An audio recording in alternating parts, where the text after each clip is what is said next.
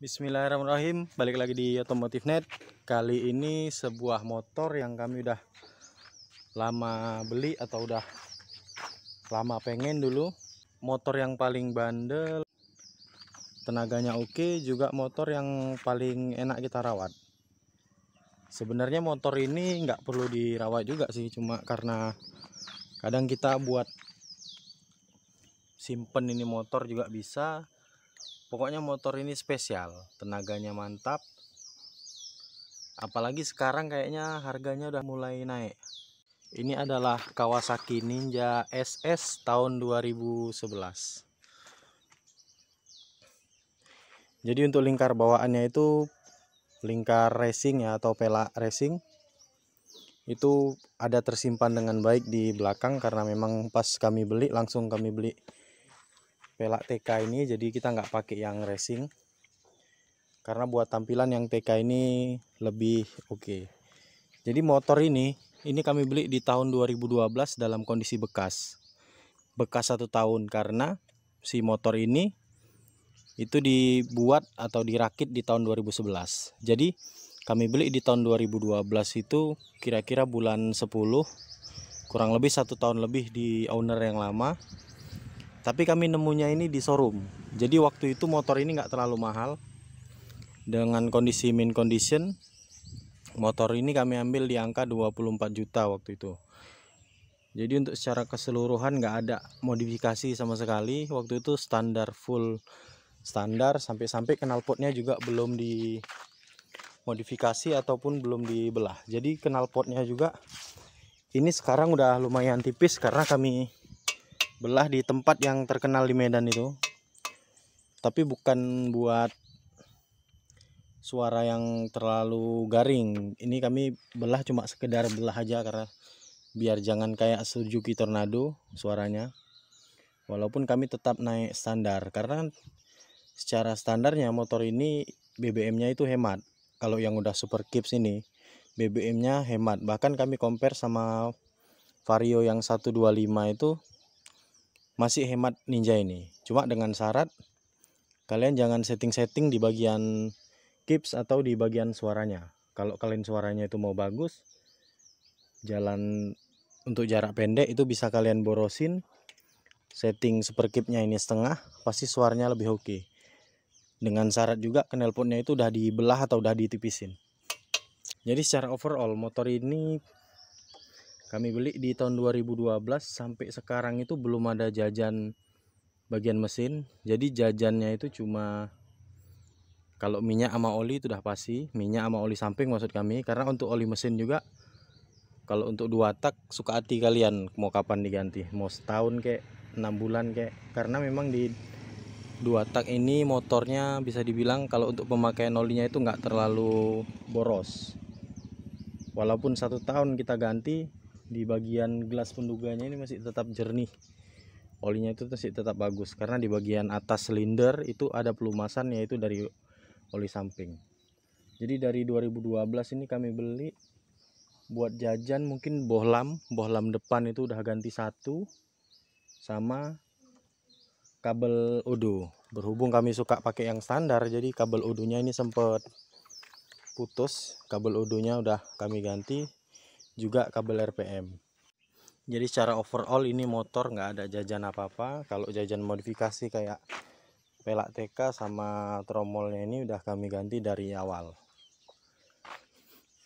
Untuk kekurangan dari motor ini, rata-rata owner motor ini, oh ya, buat spion juga ini masih yang original Kawasaki, dan yang sebelah kiri juga masih lengkap, tersimpan rapi. Cuma karena ini adik yang naik, dia kayaknya kurang suka kalau pakai spion 2. Tapi buat kami kalau kelihatan original nih beda ya tampilannya. Cuma budayanya di sini kayaknya memang pakai spion 1.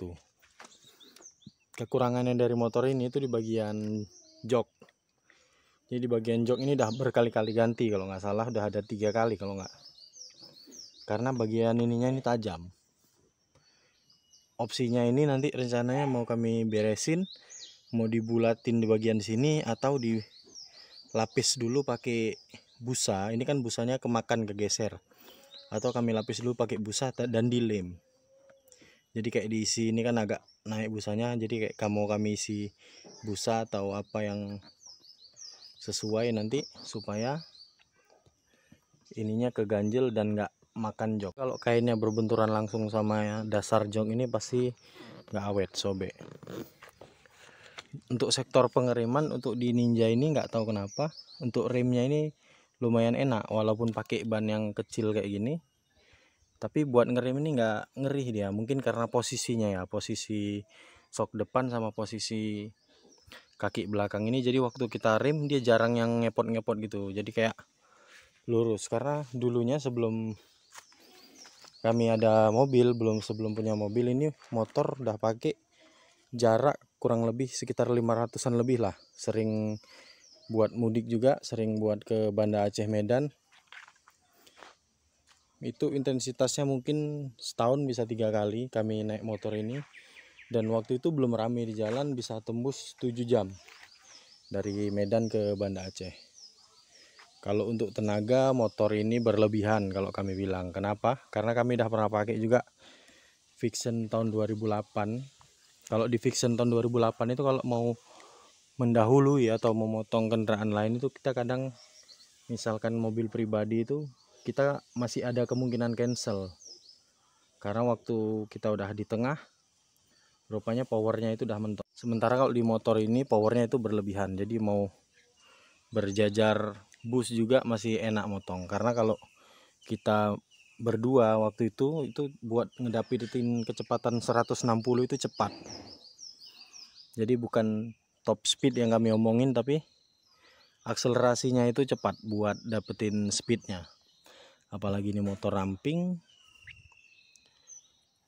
Kalau untuk segi aerodinamis, sebenarnya kalau kita pasang kap yang ini, kalau kita lari kecepatan 160-an itu kayak sedikit ngambang dia depannya nih. Jadi shocknya kayak sedikit terangkat. Tapi kalau misalkan ini kita buka, itu sebenarnya buat laju itu lebih enak. Jadi untuk kecepatan tinggi, bagusnya itu sayap ini kita buka.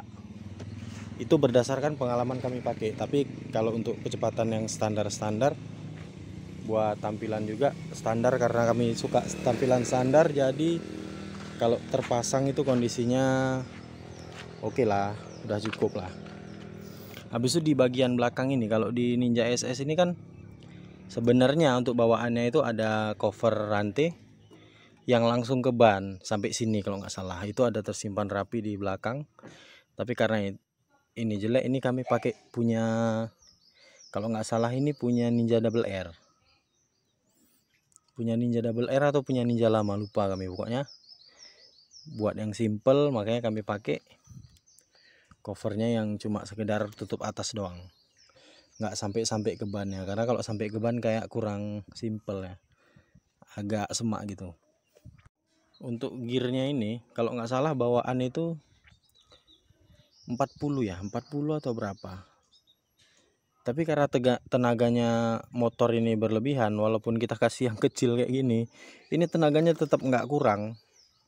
Nggak tahu kayak mana ini. Kalau dari kami pribadi ya, mungkin karena kami kurang banyak ngetes motor ya.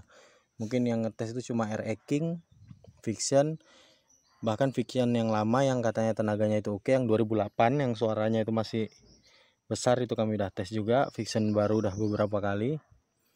RE King juga, waktu itu RE King tahun 95 lumayan sehat RE Kingnya.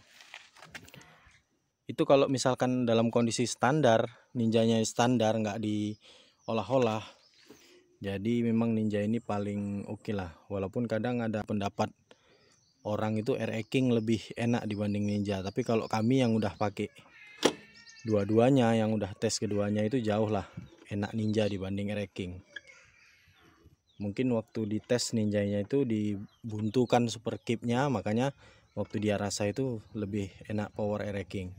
Dari segi cc juga kalau nggak salah RE King itu 135, sementara ini 150. Untuk teknologi dari si motor ini ada HSAS, ini ada RIS, ada super kips. Ini kombinasi teknologi buat kecepatan atau responsif di putaran atas, juga efisiensi di putaran bawah. Jadi di putaran bawah itu tenaganya enak dan efisien, sementara di putaran atas juga nggak lemot atau nggak boyok. Jadi di putaran atas juga ini tendangannya luar biasa untuk motor ini. Nah, jadi saat super kipsnya itu kerja, artinya untuk gas buang itu terbuka 100%, itu tenaganya luar biasa walaupun konsumsi BBM-nya saat itu lebih boros. Jadi di putaran bawah dan putaran atas dengan teknologi 3 ini motornya luar biasa.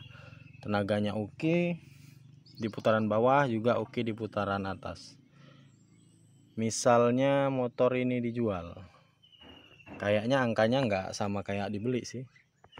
Berhubung motor ini juga harganya udah mulai naik, apalagi kalau yang masih full original. Jadi kalau jual nggak ada niat jual, cuma kalaupun jual kayaknya angkanya udah pasti di atas angka waktu beli. Walaupun memang di pasaran masih ada juga motor-motor yang harganya itu murah-murah, tapi buat kondisi yang original dan semuanya masih oke, kalau menurut kami harga di bawah angka yang kami beli itu harga yang murah.